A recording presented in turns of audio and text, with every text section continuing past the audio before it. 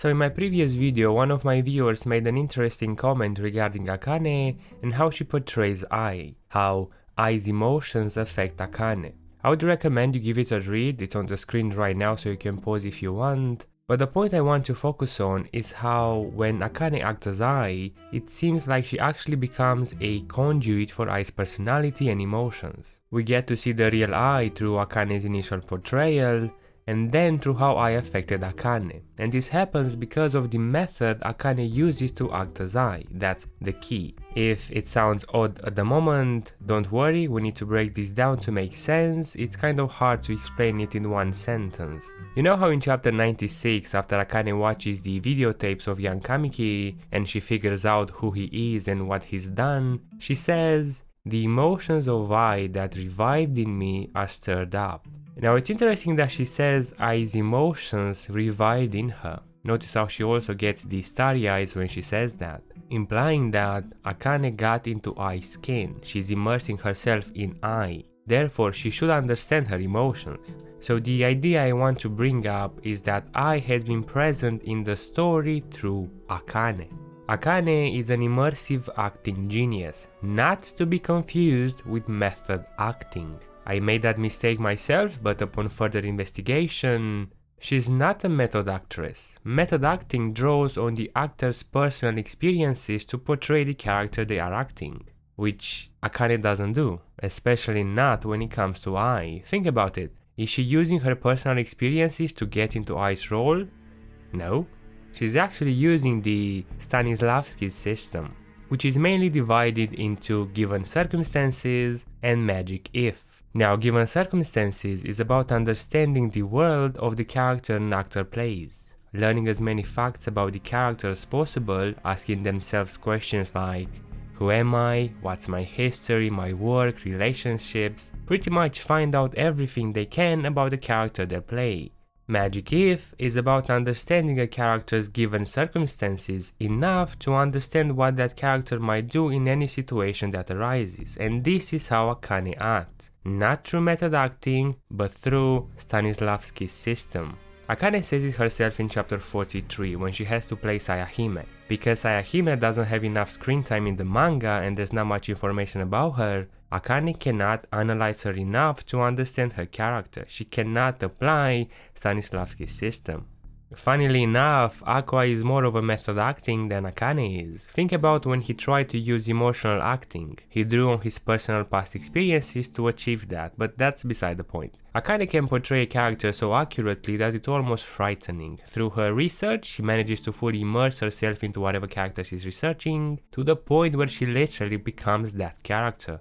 Kana says in chapter 29 that Akane does a deep examination and insight into the role she's playing and has a natural instinct to perform the role with absolute perfection. So far, we haven't seen Akane miss anything in her analysis. We saw how diligent she can be in chapter 28 when she researched Ai, which is also the point when Ai, in a symbolic way, returned to the manga. The notes for the cover page of chapter 29 also imply that. As a result of getting into character, it was as if she had become Hoshino Ai herself. And this is very interesting. The more we look at Akane from this point onwards, the more she will start to resemble Ai. Chapter 29 focuses on showing and confirming how much Akane became Ai. Through Aqua almost mistaking her for Ai, through the narrator saying that Akane possesses the same charm as Ai, and also the paneling here. Notice how Ai looks at Akane and later we see the same panel but with Ai instead of Akane. Also, Aqua obeying Akane, even Ruby gets swept away by Akane and calls her Mama. This chapter is meant to show that Akane is not only acting as Ai, but it's like she became Ai herself, as Aqua confirms in the next chapter. The way you acted like Ai is as if I was seeing her in the flesh. Akane explains how through her profiling and research, she knows pretty much everything about her. That's the point where Aqua decides to use her to find out his father's identity. Because she understood Ai so much, she would be able to pinpoint the man she liked, among other things. Now, it would be a while until Akane immerses herself into Ai again. In the meantime, we get to see Akane for who she really is, a nice, cute, shy girl with a huge passion for acting.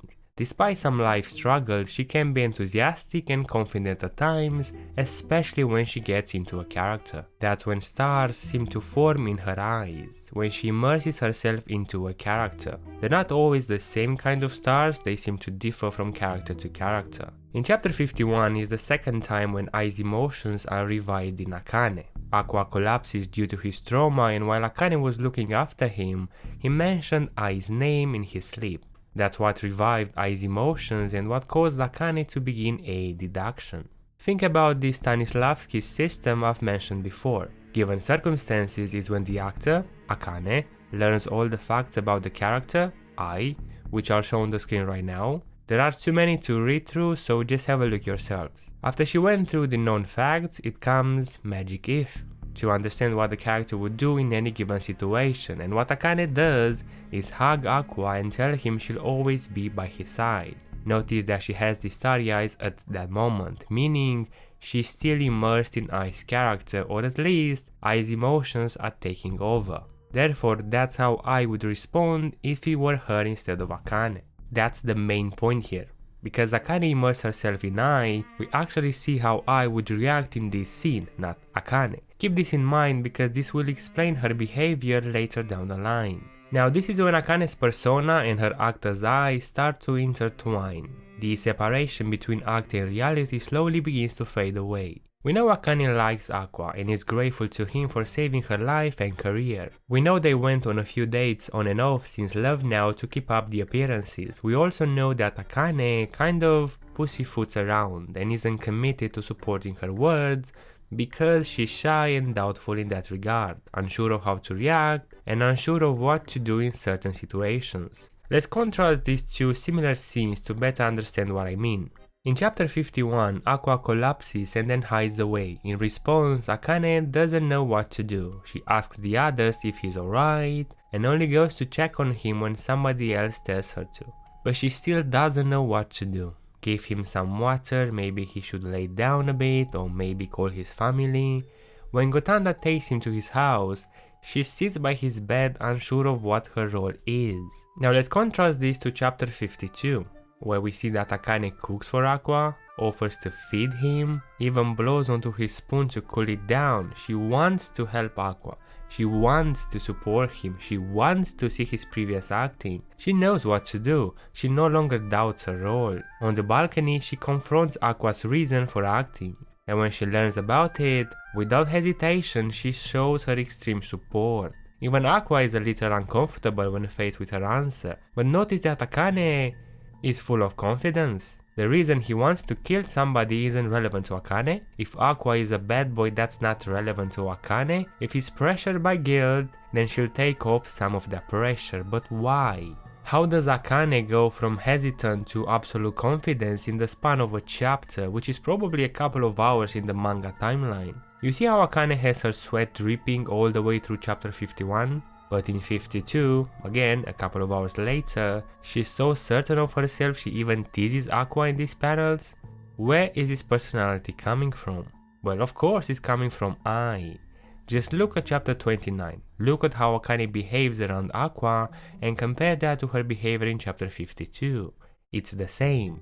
When she realized who Ai was to Aqua, her whole demeanor and personality changed to reflect Ai's. We see how Ai would react to Aqua. Think about it, what happened between chapter 51 and 52 that made Akane go from this doubtful, confused person to a powerful and confident person, from someone who wasn't sure about her relationship with Aqua to someone who would kill for him. Akane is using Ai's personality to deal with Aqua, willingly or not. And it seems that whenever the relationship touches on a sensible phase, Ai's personality takes over Akane. Think about chapter 71. Akane and Aqua go on a date, have a bit of banter, talk about holidays, and we see Akane act normal. Until Aqua tells her that they need to have a serious talk, aka break up. Then her behavior changes, and of course her behavior would change. They were about to break up, but that's not what I want to talk about. Look at Akane's demeanor and attitude after they leave the cafe. The way she walks with her hands behind her back, the way she talks with bittersweetness, the way she's drawn in these panels. She has the power. She has the control in these scenes. Who does she remind you of? She doesn't have the control in a manipulative type of way, but in the way that you are drawn into her, to follow her, see what she says, what she does, which also carries into chapter 72. They again have a bit of banter, and then they get to the real reason Akane doesn't want to break up. She doesn't want Aqua to bear his burden alone. She doesn't mind the breakup itself, she just doesn't want Aqua to be alone. But why? She says she doesn't know what kind of relationship they have, but she does. She knows Aqua has been deceiving and using her, and she accepts that. In chapter 78, when Aqua literally told her that, she said she knew. And of course she knew. She wasn't fazed by finding out Aqua wants to kill his father. She was rather shocked that he didn't realize the loophole. But why? Why is she so fixated on Aqua? What's up with this obsession? Now let's quickly look at chapter 87 for a bit. What's interesting here is that Akane knows very well that Aqua likes Kana. Yet she doesn't mind that, as much as she doesn't mind to be used. As long as Aqua acts as her boyfriend, she doesn't want anything more. She's a bit annoyed that he pushed Kana away for good, but if that's what Aqua wants, then she accepts it. She knows Aqua lies, but she says, slowly but surely the lies turn into truth. I wonder who said this before. I was somebody who chose to lie, hoping those lies would turn into the truth, while Akane is somebody who chose to accept the lies, hoping they would also turn into the truth. Knowing that Ai's personality influenced Akane, then of course she would accept Aqua's lies and hope they would become the truth, since Ai was also doing the same while alive.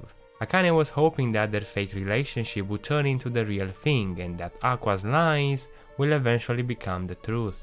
And if we look at chapter 96, when Akane starts to figure out who Kamiki is, she says that Ai's emotions that revived in her are stirred up, and then the starry eyes appear again.